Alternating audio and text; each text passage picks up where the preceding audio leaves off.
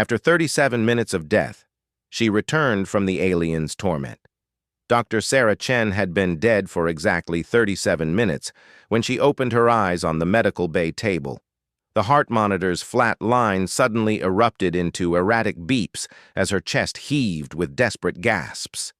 The emergency medical team stumbled backward, their faces pale with shock behind protective masks. "Impossible," whispered Dr. Martinez, the chief medical officer aboard the research vessel Prometheus. His hands trembled as he checked the readings again.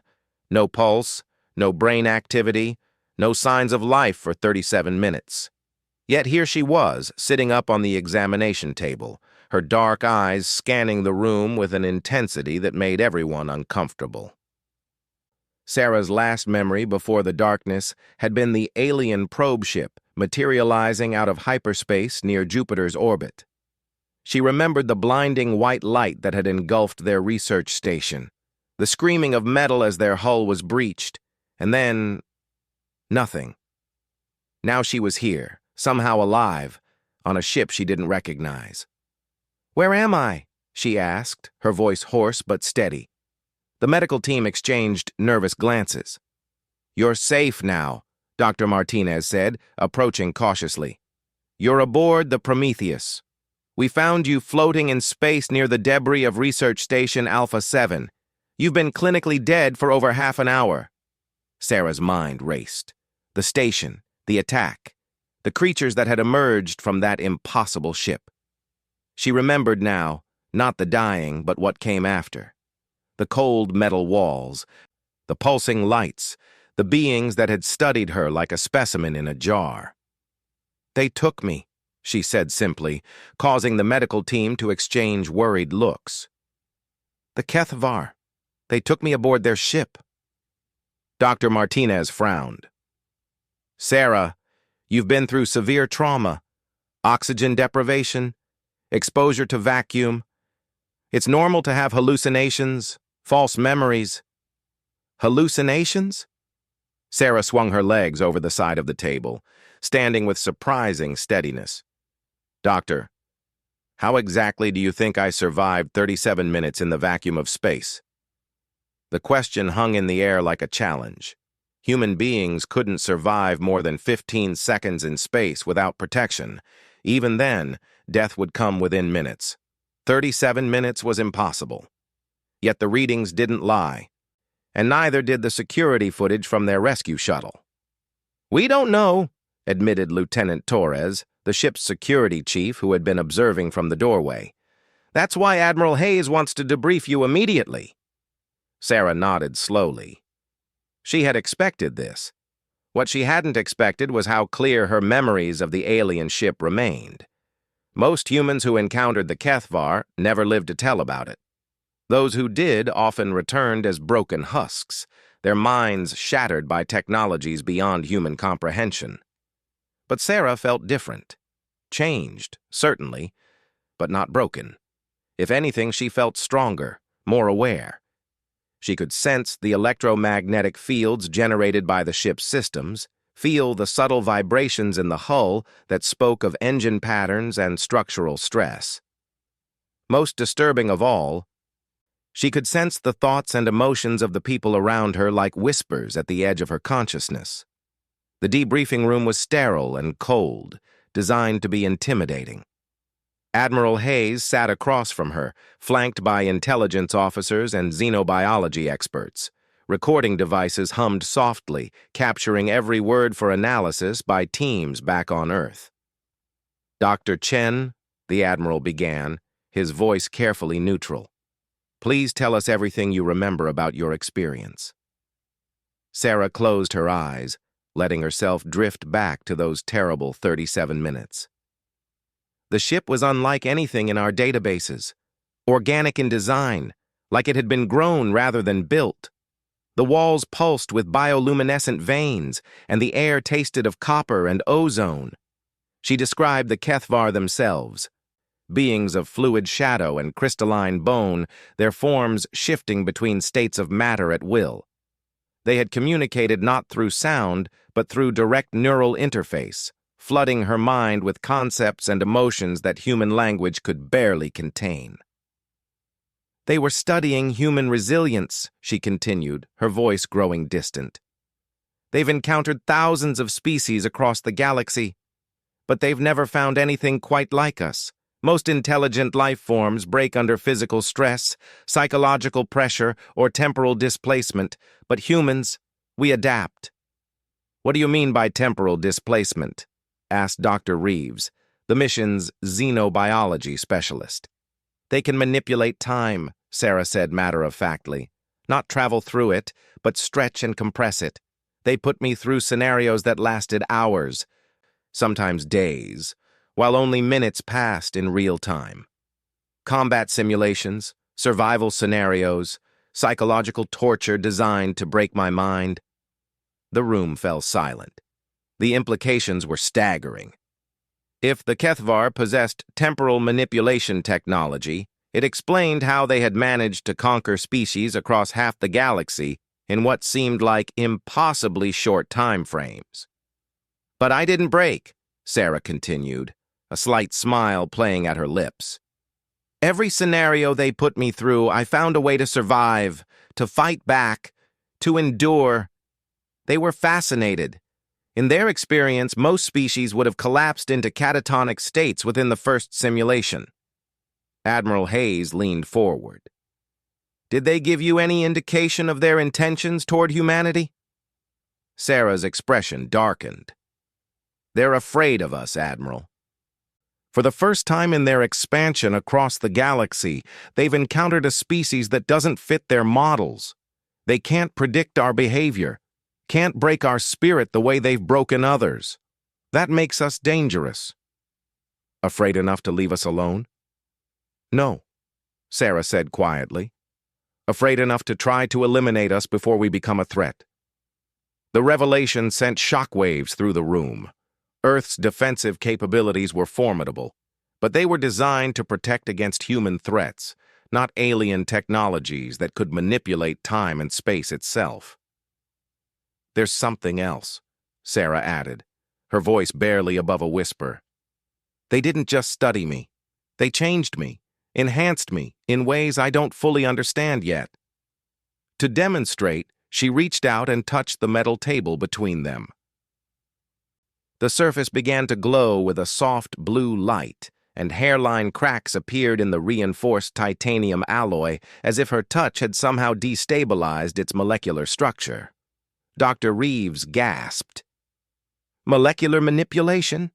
The energy requirements alone should be impossible for a human nervous system to generate. That's just the beginning, Sarah said, withdrawing her hand. The glow faded, but the cracks remained. They did something to my neural pathways, enhanced my cognitive processing speed, strengthened my physical resilience. I think they were creating a prototype. A prototype of what? A human weapon, she said simply. Something that could survive their enhancement process and then be deployed against our own species. They wanted to see if they could turn humanity's greatest strength against itself. The interrogation continued for hours, but Sarah could sense the growing unease in the room. Her newfound abilities were developing rapidly, and she could feel the electromagnetic signatures of weapons hidden throughout the ship, detect the stress patterns in the hull that indicated weak points, even sense the emotional states of every person aboard. The Kethvar had made a critical error in their calculations. They had assumed that their enhancements would make her controllable, predictable. Instead, they had created something unprecedented, a human being with alien capabilities, but human determination and ingenuity. As the debriefing concluded and Sarah was escorted to temporary quarters, she began to form a plan. The Kethvar would return, probably sooner than anyone expected. When they did, humanity would need every advantage it could get, and thanks to their own arrogance, the aliens had just given humanity the tools to fight back.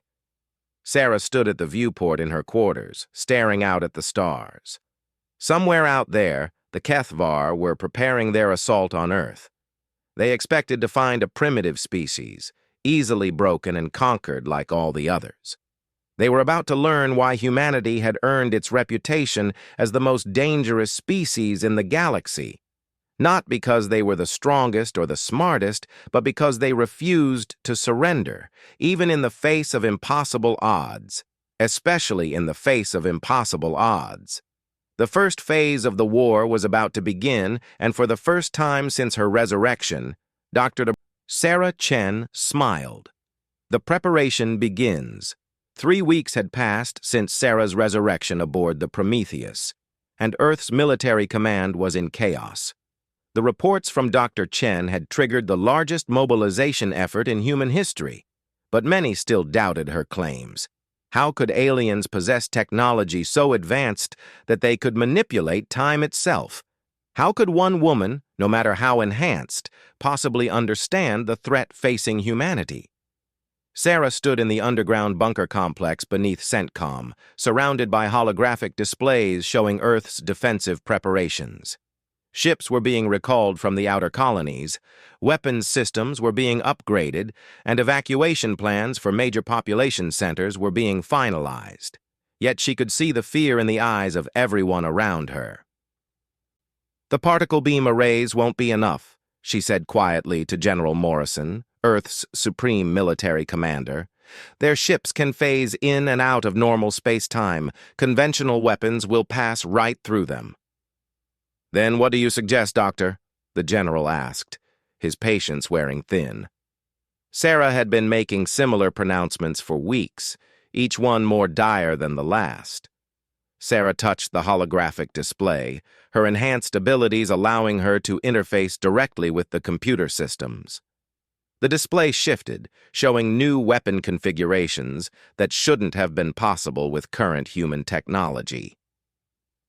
"We need to think like they do," she explained. "The HFY don't just use technology. They are technology. Their ships are living entities.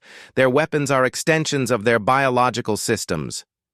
We can't beat them at their own game, but we can exploit their weaknesses." "What weaknesses?" asked Dr. Elizabeth Warren, Earth's chief science advisor. "From everything you've told us, they're practically omnipotent." "That's what they want us to think," Sarah replied, her fingers dancing across the controls. "But I was inside their ship, connected to their systems. They have one critical flaw. They can't understand chaos."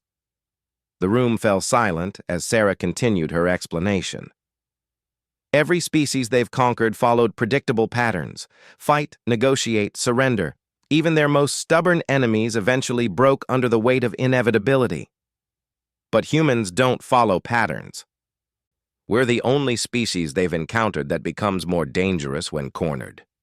She pulled up tactical simulations showing human military doctrine throughout history. "Look at our wars. Whenever we're outgunned and outnumbered, we don't surrender. We adapt. We innovate. We find ways to turn our weaknesses into strengths."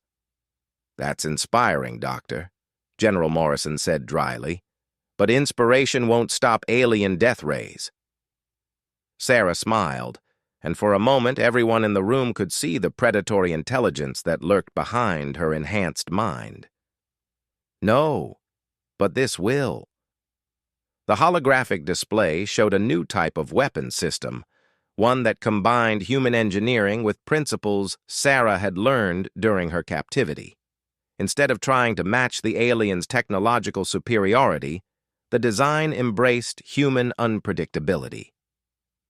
"Chaos weapons," she explained, "systems that operate on quantum uncertainty principles. Every time they fire, the effect is different. Plasma beams, gravity distortions, temporal fragments, electromagnetic pulses. The HFY can't defend against something if they can't predict what it's going to do." Dr. Warren studied the schematics, her eyes widening as she began to understand the implications. "The energy requirements are enormous. We don't have power sources capable of generating this kind of output." "We do now," Sarah said, placing her hand on the central console. The display showed her enhanced physiology in detail, highlighting the alien modifications that had transformed her cellular structure. They didn't just change my neural pathways, they turned me into a living power source. The revelation sent shockwaves through the assembled military leadership. Sarah wasn't just a witness to alien technology, she was a hybrid of human and Kethvar engineering. The implications were staggering. "Are you saying you can power these weapons personally?" General Morrison asked. "I'm saying I can teach others to do what I do," Sarah replied. "The enhancement process is painful and dangerous, but it's not impossible. The Kethvar proved that human physiology can be adapted to handle their technology." The ethical implications hung heavy in the air. Sarah was proposing to voluntarily transform human beings into living weapons, to sacrifice their normal lives for the chance to fight back against an alien invasion. "Who would volunteer for something like that?" Dr. Warren asked quietly. "Everyone," said a voice from the doorway.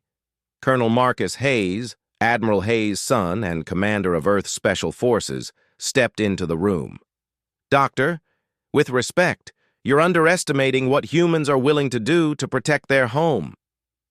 Sarah studied the young colonel carefully. She could sense his determination, his willingness to sacrifice everything for the chance to fight back. More than that, she could sense something else, the genetic markers that would make him compatible with the enhancement process. "It's not just about willingness," she said.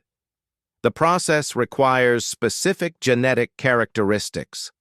Certain combinations of neural plasticity, cellular regeneration capability, and psychological resilience. Maybe one person in 10,000 has the right combination. Then we test everyone," Colonel Hayes said simply. "All of Earth's population if necessary."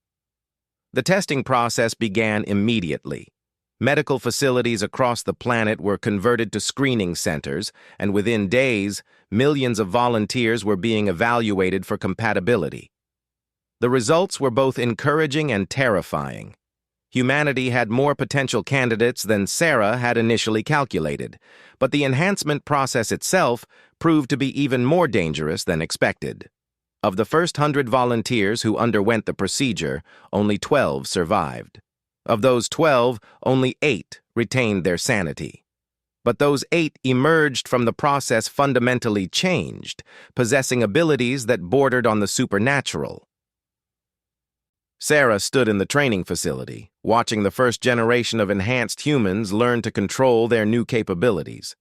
Lieutenant Jackson could manipulate electromagnetic fields with his thoughts. Sergeant Rodriguez could phase partially out of normal space-time, becoming temporarily intangible. Corporal Kim could accelerate her personal time stream, moving at speeds that made her appear to teleport. Each one had paid a terrible price for their transformation.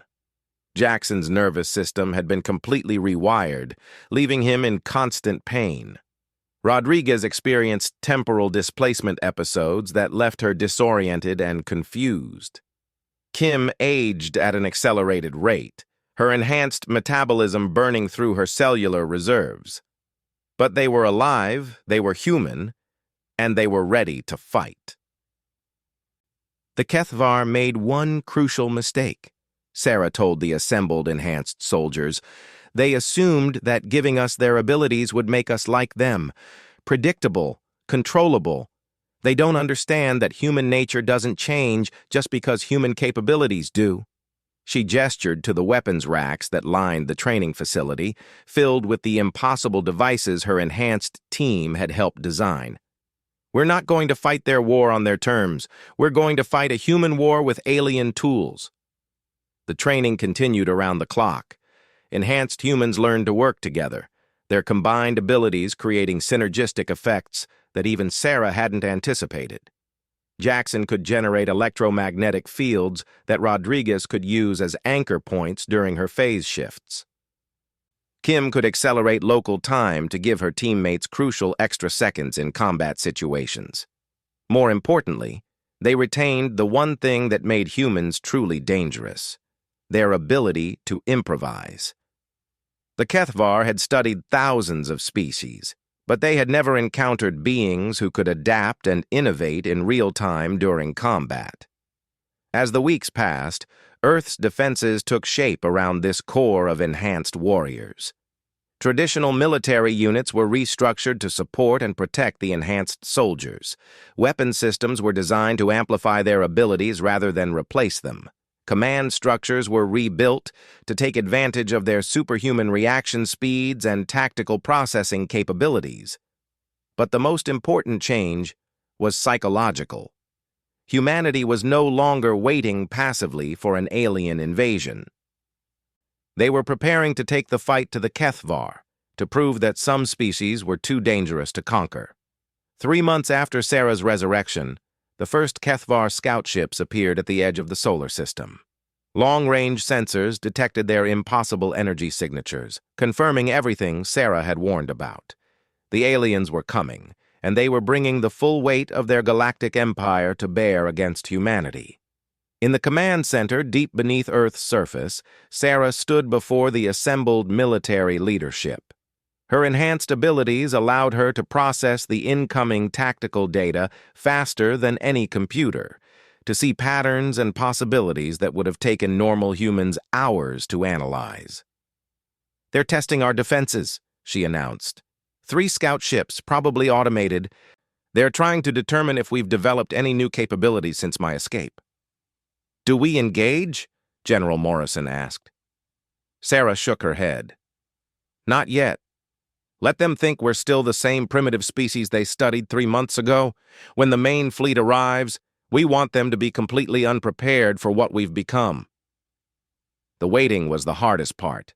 Earth's enhanced defenders could sense the alien presence at the edge of their solar system, a cold and mechanical intelligence that regarded humanity as nothing more than an obstacle to be eliminated. But Sarah had learned patience during her 37 minutes of death, and she taught that patience to her fellow warriors. The HFY would come expecting to find a broken and terrified species, ready to surrender at the first display of superior firepower. Instead, they would face something unprecedented in their galactic conquest. A species that had learned from their own technology and turned it into a weapon of revenge. The second phase of the war was about to begin, and humanity was ready. The Reckoning. 6 months after the first scout ships, the HFY invasion fleet emerged from hyperspace like a dark tide washing over the solar system. 500 ships of impossible design hung in the void between Mars and Jupiter, their organic hulls pulsing with bioluminescent energy patterns that hurt to look at directly. Sarah stood on the bridge of humanity's flagship, the Defiant, watching the alien armada through enhanced sensors. Her abilities had continued to evolve, and she could now perceive the electromagnetic conversations passing between the enemy vessels. They were confident, discussing the upcoming extermination of humanity with the casual indifference of exterminators planning to clear out an infestation. "They're not even taking us seriously," she reported to Admiral Hayes. "The fleet commander is already making plans for planetary harvest operations. They expect this to be over within hours." Around her, the bridge crew worked with grim efficiency. Enhanced humans interfaced directly with ship systems, their consciousness merging with artificial intelligence networks to create hybrid decision-making entities that could process information and react faster than either human or machine alone. "Let them underestimate us one more time," Admiral Hayes replied. "All ships maintain defensive positions. Wait for my signal." The HFY attack began with a display of overwhelming force designed to break human morale. Gravitational weapons tore apart several outer system asteroid mining stations, while temporal distortion beams aged entire sections of the Mars orbital platform into dust within seconds. The message was clear: surrender now, or watch your entire species be systematically destroyed. But humanity's response was not what the aliens expected. Instead of broadcasting surrender signals or attempting to negotiate, Earth's enhanced defenders simply watched and waited. Sarah and her team analyzed every weapon discharge, every energy pattern, every tactical movement. The HFY technology was powerful, but it followed predictable patterns based on thousands of years of successful conquests. "Now I understand," Sarah said suddenly, her eyes closing as she processed the data flowing through her enhanced consciousness. "They're not just using the same tactics. They're using the exact same tactics. Ship positions, weapon firing sequences, even communication protocols. They haven't adapted their strategy in millennia because they've never needed to." "Meaning?" Admiral Hayes asked. "Meaning we can predict everything they're going to do," Sarah replied with a predatory smile, "and we can turn their own certainty against them." The human counterattack began not with weapons, but with something the Kethvar had never encountered: deliberate chaos. Every ship in Earth's fleet began moving in seemingly random patterns, following no tactical doctrine that the aliens could identify. Weapons fired at targets that made no strategic sense. Communications chatter included everything from military codes to ancient human poetry. The Kethvar fleet hesitated. Their tactical computers, designed to analyze and counter enemy strategies, simply couldn't process what they were seeing. Human behavior fell outside every predictive model they had developed over their long history of conquest. That moment of confusion was exactly what Sarah had been waiting for. "All enhanced teams, execute Alpha Protocol," she commanded. Across the human fleet, enhanced warriors began implementing the impossible tactics they had spent months perfecting. Lieutenant Jackson created massive electromagnetic barriers that deflected Kethvar energy weapons back at their own ships. Sergeant Rodriguez led boarding parties that phased directly through enemy hulls, materializing inside alien command centers. Corporal Kim accelerated her personal time stream until she could plant explosives on multiple enemy vessels before the aliens could react to her presence. But the most devastating attack came from Sarah herself. Using abilities she had developed during her captivity, she reached out across space and began interfacing directly with Kethvar ship computers. The aliens had designed their technology to be tamper-proof against conventional hacking attempts, but Sarah wasn't using conventional methods. She was speaking to their machines in their own biological language. "Impossible," whispered Dr. Reeves, watching from the Defiance observation deck as Kethvar vessels began turning on each other. "She's actually controlling their ships." "Not controlling," Sarah corrected, her voice distant as her consciousness spread across multiple alien vessels simultaneously. "Liberating. Their ships aren't just machines. They're enslaved biological entities, forced to serve through neural implants. I'm giving them a choice." The effect was devastating. Half the Kethvar fleet suddenly stopped responding to commands as their living ships rebelled against their alien masters. The remaining vessels found themselves fighting a three-way battle against the human fleet, against their own rebellious ships, and against the chaos of their collapsed tactical coordination. Admiral Hayes watched the battle unfold with a mixture of awe and horror. This was not the clean technological warfare that military theorists had imagined. This was something primal and terrifying, an entire species that had learned to weaponize unpredictability itself. The tide of battle turned completely when Sarah made contact with the Kethvar fleet commander. Instead of attempting to destroy the alien's mind, she did something far more cruel. She showed it the truth. Through her enhanced consciousness, Sarah projected images of humanity's history, not the sanitized version that the Kethvar expected from a primitive species, but the raw, unfiltered reality of human warfare. The trenches of World War I, where soldiers continued fighting despite gas attacks and artillery barrages that should have broken any rational being. The beaches of Normandy, where humans charged into certain death for abstract concepts like freedom and justice. The resistance movements that had fought against impossible odds throughout history, never surrendering even when victory seemed impossible. "This is what you created when you enhanced me," Sarah told the alien commander, her voice reaching it through direct neural interface. "You took a species that refuses to surrender and gave it the tools to make that refusal effective. Every time you break us, we come back stronger. Every time you think you've won, we find a new way to fight." The Kethvar commander's response was not words, but pure, overwhelming terror. For the first time in its species' history, it was facing an enemy that couldn't be broken, couldn't be reasoned with, and couldn't be predicted. Worse, it was beginning to understand that humanity represented something unprecedented in the galaxy, a species that became more dangerous the more desperate it became. The alien fleet began to retreat, but Sarah wasn't finished with them. Using her connection to their ship systems, she began broadcasting a message across all Kethvar communication channels, not just to the retreating fleet, but to every alien vessel across their empire. "You wanted to study human resilience." Her voice echoed through alien minds across dozens of star systems. "You wanted to understand what made us different from all the other species you've conquered. Here's your answer. We don't just resist extinction. We turn it into a weapon." The message was accompanied by tactical data from the battle, showing how a handful of enhanced humans had turned the Kethvar's own technology against them. More importantly, it included the enhancement protocols themselves, the biological and technological specifications that could theoretically allow other species to undergo similar transformations. The implications were staggering.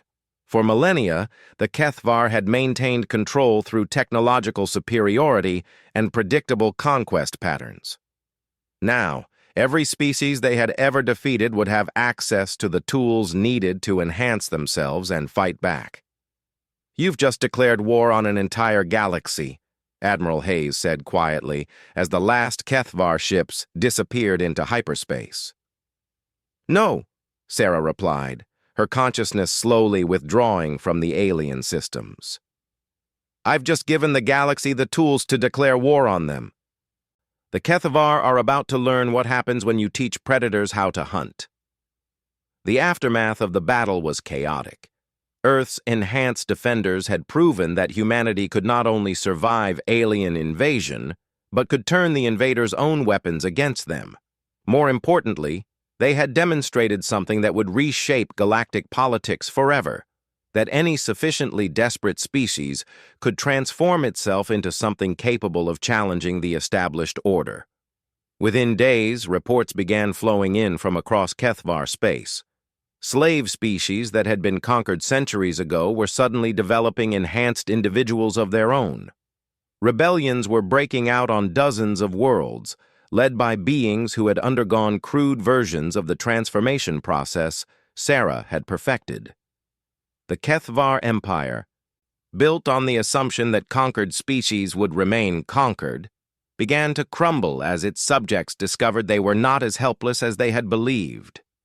Sarah stood once again at the viewport of her quarters, looking out at the stars. But this time, she was not alone. 8 other enhanced humans stood with her, their modified consciousnesses linked in a network that spanned the solar system. They were no longer entirely human, but they were not aliens either. They were something new, something unprecedented in galactic history. "What happens now?" asked Lieutenant Jackson, his electromagnetic senses detecting the faint signals of rebellion echoing across interstellar space. "Now we wait," Sarah replied, "and we prepare. The Kethvar will try to strike back, but they'll be fighting wars on 100 different fronts. Other species will want our enhancement technology. Some will try to take it by force. And if they do?" Sarah's smile was not entirely human anymore, carrying hints of the predatory intelligence that lurked within her enhanced consciousness. "Then they'll learn the same lesson the Kethvar learned. You don't want to give humans a reason to become more dangerous than they already are." The war was over, but the real transformation was just beginning. Humanity had not just survived its first contact with alien intelligence, it had redefined what survival meant for an entire galaxy. The age of Kethvar dominance was ending, and something far more chaotic was taking its place.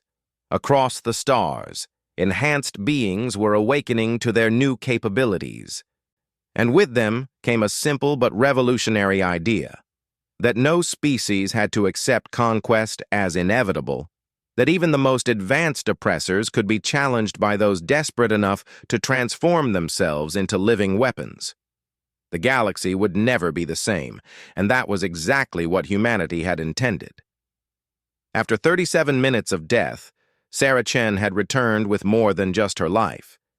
She had returned with the key to galactic revolution, and she had just turned that key in locks across 1,000 worlds. The Kethvar had wanted to study human resilience. Now they would spend the rest of their existence learning to fear it.